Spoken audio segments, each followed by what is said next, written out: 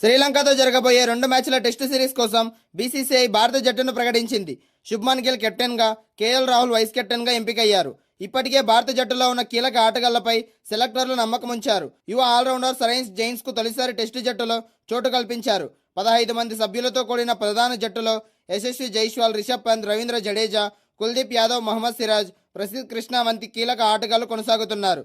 అదనపు batting, bowling బలాన్ని దృష్టిలో ఉంచుకొని దేవదత్ పడిక్కల్, మానవ్ సుతార్, గుర్నూర్ బ్రార్లను ఎంపిక చేశారు. వికెట్ కీపర్ బ్యాకప్గా ధ్రువ్ జురల్కు అవకాశం లభించింది. అయితే జట్టులోని కొందరు స్టార్ ఆటగాళ్ల ఫిట్నెస్ పై ఇంకా స్పష్టత రావాల్సి ఉంది. స్టార్ పేసర్ జస్ప్రీత్ బుమ్రా, యువ బ్యాటర్ సాయి సుదర్శన్ సిరీస్లో ఆడాలంటే బీసీసీఐ సెంటర్ ఆఫ్ ఎక్సలెన్స్ నుంచి ఫిట్నెస్ క్లియరెన్స్ తప్పనిసరిగా పొందాల్సి ఉంటుంది. మరోవైపు ఆల్రౌండర్ వాషింగ్టన్ సుందర్ అందుబాటులో లేకపోవడంతో తొలి టెస్టుకు ఎంపిక కాలేదు. శ్రీలంక పర్యటనకు ముందు భారత జట్టు ఆగస్టు 7 నుంచి కొలంబోలో 4 రోజుల ప్రాక్టీస్ మ్యాచ్ ఆడుతుంది. అనంతరం తొలి టెస్టు ఆగస్టు 15 నుంచి 19 వరకు గాలే అంతర్జాతీయ క్రికెట్ స్టేడియంలో జరగనుండగా, రెండో టెస్టు ఆగస్టు 23 నుంచి 27 వరకు కొలంబోలోని ఎస్పీఎస్ మైదానంలో నిర్వహించనున్నారు. భారత టెస్టు జట్టుకు ఎంపికైన సభ్యుల్ని ఒకసారి చూద్దాం. Shubman Gill captain, KL Rahul vice captain, Yashasvi Jaiswal, Rishabh Pant wicket కీపర్గా, సాయి సుదర్శన్, ధ్రువ్ జురల్ బ్యాకప్ వికెట్ కీపర్గా, రవీంద్ర జడేజా, కుల్దీప్ యాదవ్, మానవ్ సుతార్, జస్ప్రీత్ బుమ్రా, మహమ్మద్ సిరాజ్, ప్రసిద్ధ్ కృష్ణ, గుర్నూర్ బ్రావ్, దేవదత్ పడిక్కల్, సరైన్స్ జైన్. శ్రీలంకతో జరుగుతున్న టెస్టు సిరీస్ కోసం బీసీసీఐ ప్రకటించిన భారత జట్టులో ఓ పేరు అందరినీ తీవ్ర ఆశ్చర్యానికి గురిచేసింది. అతడే 33 ఏళ్ల Madhya Pradesh spin allrounder Jain. IPL వేలంలో ఫ్రాంచైజీలు ఎవరూ కనీస ఆసక్తి కూడా చూపకపోయినా దశాబ్ద కాలంగా దేశీవాళీ క్రికెట్లో నిలకడగా రాణించి ఏకంగా జాతీయ జట్టులో చోటు దక్కించుకుని ఒక్కసారిగా హీరో అయ్యాడు. శ్రీలంక పర్యటనకు బీసీసీఐ ఎంపిక చేసిన 15 మంది సభ్యులతో కూడిన టెస్టు స్క్వాడ్లో ఎవరూ ఊహించని సరికొత్త మార్పు చోటు చేసుకుంది. స్టార్ ఆల్రౌండర్ వాషింగ్టన్ సుందర్ గాయం బారిన పడిన తొలి టెస్టుకు దూరం కావడంతో ఆ స్థానాన్ని భర్తీ చేసే అరుదైన అవకాశం జైన్కు దక్కింది. దాదాపు 10 ఏళ్లుగా మధ్యప్రదేశ్ జట్టుకు దేశీవాళీ క్రికెట్లో చెమటోడుస్తున్న ఈ వెటనర్ ఆటగాడికి జీవితంలో ఇదే అతిపెద్ద బహుమతి. యువ ఆటగాళ్లతో నిండిన ప్రస్తుత భారత జట్టులో 33 ఏళ్ల వయసున్న ఓ దేశీవాళీ ప్లేయర్కు స్థానం దక్కడం సాధారణ విషయం కాదు. ఈ వార్త బయటకు రాగానే అసలు ఎవరి జైన్, అసలు ఎక్కడి నుంచి వచ్చాడు అని ఇండియన్ ఫ్యాన్స్ అంతా ఆసక్తిగా గూగుల్ చేయడం మొదలుపెట్టారు. 2014లో దేశీవాళీ క్రికెట్లో అడుగుపెట్టిన జైన్ ఆట పట్ల ఎనలేని అంకిత భావం ఉంది. అప్పటి నుంచి మధ్యప్రదేశ్ జట్టుకు ప్రధాన స్పిన్ ఆల్రౌండర్గా అద్భుతమైన సేవలు అందిస్తున్నాడు. ఫస్ట్ క్లాస్ క్రికెట్లో ఇప్పటి వరకు 181 వికెట్లు పడగొట్టడమే కాకుండా బ్యాట్తోనూ సత్తా చాటి 2223 పరుగులు సాధించాడు. లోయర్ ఆర్డర్లో బ్యాటింగ్కు దిగి జట్టుకు అవసరమైన కీలక పరుగులు రాబట్టడం ఇతని స్పెషాలిటీ. ప్రముఖ దేశవాళీ కోచ్ చంద్రకాంత్ పండిత్ మార్గదర్శకత్వంలో అతని ఆటతీరు పూర్తిగా పదనెక్కింది.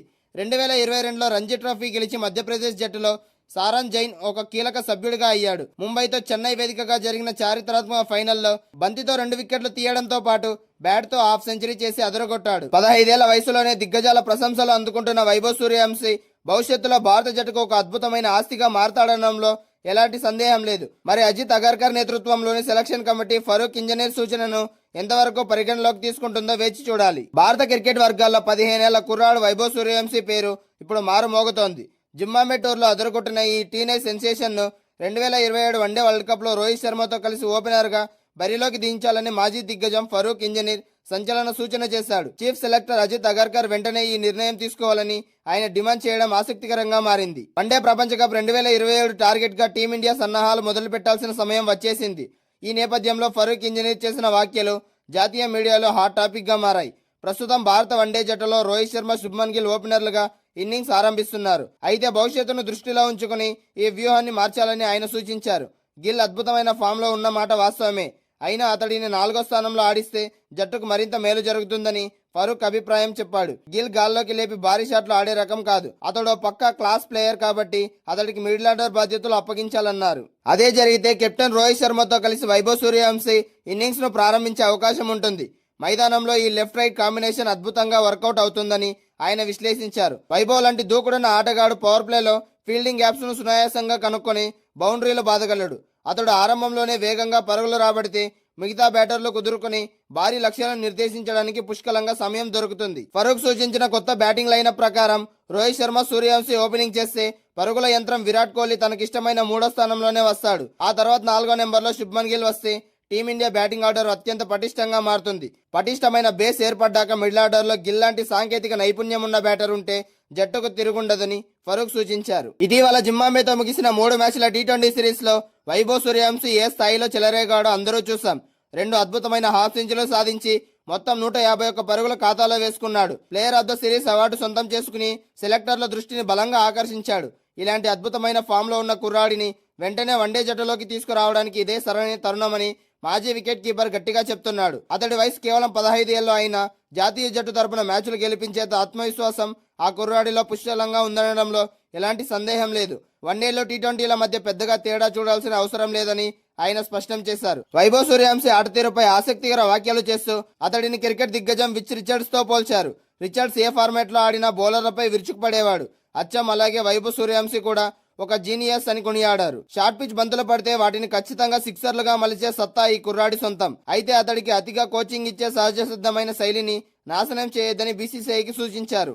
పుస్తకాల్లో ఉన్నట్లు కాకుండా తనదైన శైలిలో ఈ ఆడే కుర్రాడు పదే పదే సలహాలు ఇవ్వడం అనవసరమని చెప్పాడు. తప్పుల నుంచి పాఠాలు నేర్చుకుంటూ తనను తాను మెరుగుపరుచుకోవాలనే లక్షణం అతడిలో ఉందని ప్రశంసించారు.